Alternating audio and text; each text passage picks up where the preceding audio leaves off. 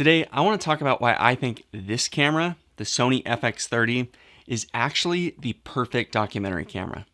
Let's get into it. The first and most obvious reason, let's just get it out of the way, I think it's the price. For right around $2,200, this thing is an absolute steal that punches way above its weight class. It's an incredible camera. You get fantastic camera, sensor, image quality, and an audio top handle with XLR inputs. It means you can own potentially multiple cameras. You can invest more into other equipment like lenses or audio equipment. That's going to be super helpful for documentaries. And so I think that the price and value of this thing is really, really hard to beat.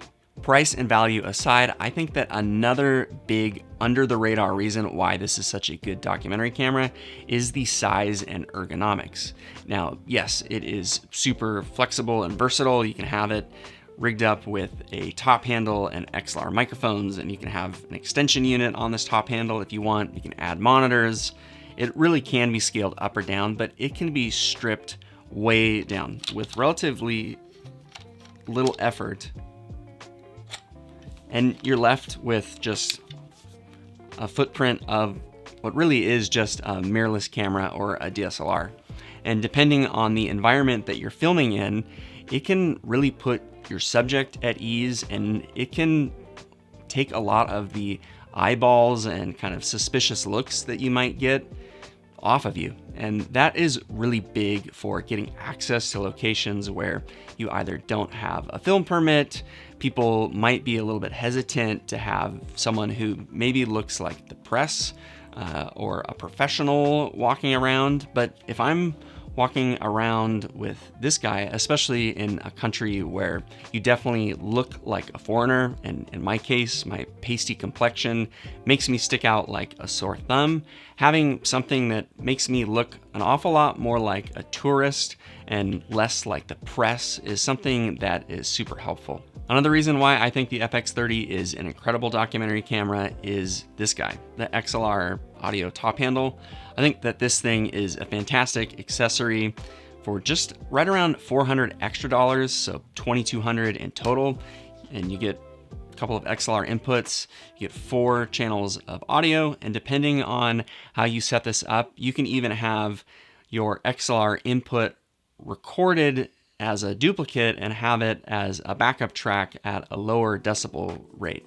And so this is really nice for filming in tough environments where the audio is unpredictable, because you can monitor and control the XLR input, but then you can duplicate it and have it recorded at a lower decibel rating for a safety track. You can set that second track to auto.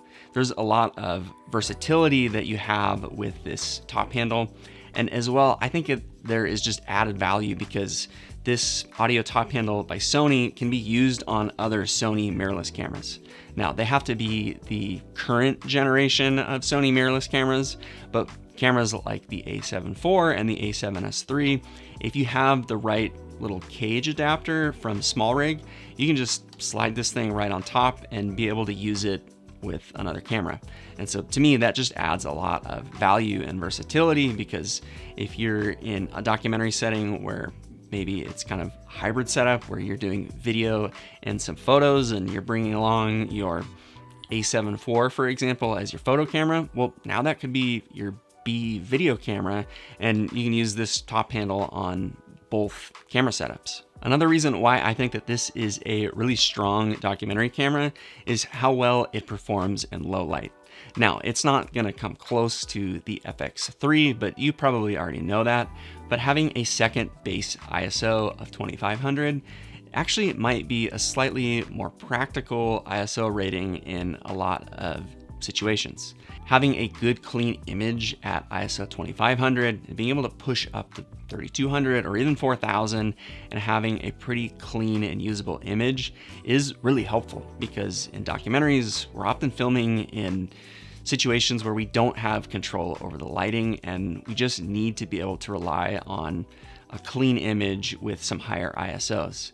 And so having that built into this camera for such an affordable price point, I think is really impressive and really helpful. If using the FX30 in a documentary type setting is something that interests you, I would invite you to check out the course that I've released on this camera called Getting the Most Out of Your FX30. There's over 2 hours of content and 19 video modules on this topic specifically, how to set up the FX30 for fast-paced run and gun environments and get the most out of it. I go through everything on how to get the most out of the image quality, how to get the most out of the audio top handle, and I also cover kind of confusing topics like Cine EI and autofocus. I've priced it for under $40 to keep it affordable, and the link to it is in the description below.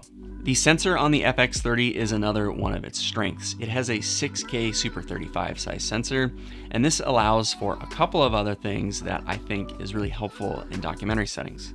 The fact that it's a Super 35 sensor is a plus, in my opinion, for documentaries because you get a little bit of extra reach out of those full frame cameras, and often in documentaries, we are filming B-roll of stuff that's happening a little bit further away. And if you really need the full frame field of view, well, you can use a speed booster and make up for it. The fact that this sensor is 6K is also helpful because not only are you going to get a cleaner 4K image when you're filming on the full width of the sensor, but you can actually set up this little zoom rocker on the top of the camera here to be clear image zoom. And so you can crop into the image another 50% and still record a true 4K image. So this means that you can basically get a ×2 crop compared to a full frame and still be recording a true 4K image. And in a lot of documentary settings, this is a super helpful feature to have. Not only is the extra reach nice at the end of a long lens, but not needing to swap lenses as often is something that has helped me out in a lot of situations. I can have a 35mm prime lens, for example, on the lens, and rather than having to swap to, say, a 50, I can just punch in a little bit and still be recording 4K. And I still get the added benefit of having a fast prime lens on my camera. Another reason why I think that this is a super solid documentary option is the fact that it now has shutter angle. You have to have version 5 of this camera's firmware, and it's been out for a little while now, but this gives you the option to have shutter angle instead of shutter speed. Now, I know that shutter angle has been around for a long time. There are a lot of other cameras that have it, but the fact that we're getting it in such a small, affordable, good quality camera from Sony is super clutch, because being able to put this thing in a shutter angle mode and just have to worry about changing frame rates and not having to worry about changing frame rates and also adjusting the shutter speed, taking out that additional step is just going to help speed things up on set and while you're filming. And things are so chaotic and hectic with documentary shoots sometimes that you can easily forget to change your shutter speed or accidentally bump it when you're doing something else on the camera. And so not having to worry about that and just leaving it at 180-degree shutter angle is something that's super nice. If you're an FX30 user and you're using this camera for run and gun type shoots, let me know in the comment section below. I'd love to hear from you. All right, I'll catch you guys in the next one.